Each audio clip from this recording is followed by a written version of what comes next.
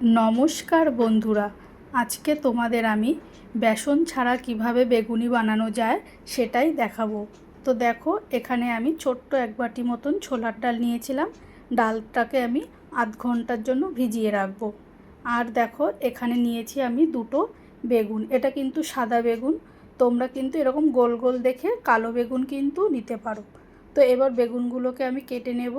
প্রথমে দেখো, বেগুনের দুদিকটা আমি কেটে নিলাম। তারপর বেগুনটাকে আমি যেভাবে কাটছি তোমরা কিন্তু এইভাবেই কিন্তু কাটবে।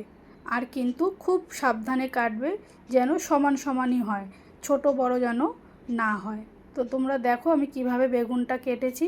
তো বাকি বেগুনটাও কিন্তু আমি একইভাবে কেটে নেব। তো দেখো, বেগুনগুলো কেটে নিয়েছি। আর বেগুনের যে এই বাকি অংশগুলো ছিল, এটা আমি অন্য কিছুতে ব্যবহার করে নেব। এবার দেখো, ছুরি দিয়ে আমি এরকম বেগুনের মাঝখানটা কিন্তু এইভাবে কেটে নেব।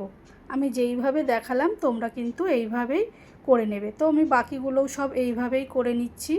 তো দেখো, এবার দেখো আমি ডালটা কিন্তু ধুয়ে নিয়ে এসেছি, আর একটু জলও রয়েছে। এবার এই ডালটাকে আমি কিন্তু পেস্ট করব। তো তার জন্য প্রথমে আমি মিক্সিতে ডালগুলোকে নিয়ে নেব। তারপর বেশ খানিকটা আমি কাঁচা লঙ্কা দেব, একটু ঝালঝালি করব। কাঁচা লঙ্কা দিয়ে এবার একটা মিহি পেস্ট আমি বানিয়ে নেব। এবার দেখো, এই বেগুনগুলোকে আমি একটা বড় প্লেটে নিয়ে নিলাম। ছোট প্লেটে হবে না, তাই আমি একটু বড় প্লেটেই নিয়েছি। নিয়ে ওপর থেকে একটু নুন দিয়ে বেগুনগুলোকে 10 মিনিটের জন্য মাখিয়ে রাখবো।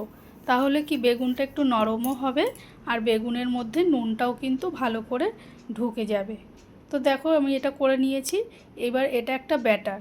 এই ব্যাটারটা আমি আগের দিনই করে রেখেছিলাম।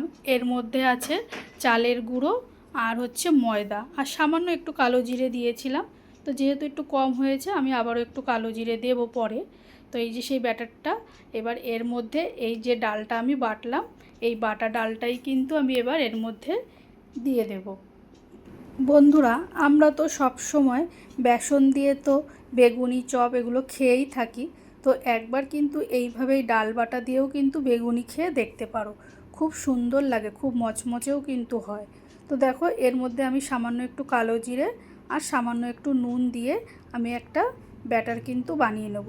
বেশি কিন্তু পাতলা করব না, তোমরা দেখতেই পারলে একটু পাতলা হয়েছে। তো ভয় নেই। এবার এর মধ্যে আমি একটুখানি ময়দা দিয়ে দেব। তোমরা চাইলে একটু চালের গুঁড়োও দিতে পারো। তো ময়দাটা দিয়ে আমি আবারও একটু ব্যাটারটাকে ভালো করে কিন্তু ফেটিয়ে নেব। যত ভালো ফেটানো হবে জিনিসটা, তত কিন্তু খাস্তা হবে। তো দেখো বন্ধুরা, আমি কিন্তু আগে থেকেই তেলটাকে গরম বসিয়ে দিয়েছিলাম। এবার এই ব্যাটারের মধ্যে একটা একটা করে বেগুন নিয়ে ভালো করে দুপিঠ চুবিয়ে নিয়ে তারপরে কিন্তু তেলের মধ্যে দিয়ে দেব। এই সময় কিন্তু গ্যাসের ফ্লেমটা একদম কম রাখবো। তা না হলে কিন্তু বেগুনটা কিন্তু কাঁচা থাকবে, আর ওপর থেকে কিন্তু ব্যাটারটা লাল হয়ে যাবে, আর খেতে কিন্তু অতটা ভালো হবে না। তো দেখো, আমি 4টে দিয়েছি। তো এক পিঠ আমার ভাজা হয়ে গেছে। এবার আরেকটু আমি উল্টে দেব। এইভাবে যদি বন্ধুরা তোমরা বেগুনি বানিয়ে থাকো, তাহলে কিন্তু ডালের পাতে কিন্তু খুব সুন্দর লাগে। তো দেখো, আমার কিন্তু এক পিঠ ভাজা হয়ে গেছে। আমি আবারও একটু আর এক পিঠ উল্টে দিলাম। তো এরকম কিন্তু বারবার উল্টে পাল্টে নিয়ে আমি কিন্তু ভালো করে ভেজে নেব। তো দেখো, বেগুনিগুলো কিন্তু আমার ভাজা হয়ে গেছে। এবার আমি এগুলোকে একটু তেল ঝরিয়ে ঝরিয়ে তুলে নেব। তো বন্ধুরা, তোমরা কিন্তু একবার হলেও কিন্তু এরকম ডাল বাটা দিয়ে বেগুনি করে খেয়ে দেখতেই পারো। সব সময় তো আমরা বেসন দিয়ে বেগুনি খেয়েই থাকি। তো দেখো, আমি বাকিগুলোও কিন্তু একইভাবে ভেজে নেব। তো আমার বেগুনি কিন্তু পুরো রেডি হয়ে গেছে।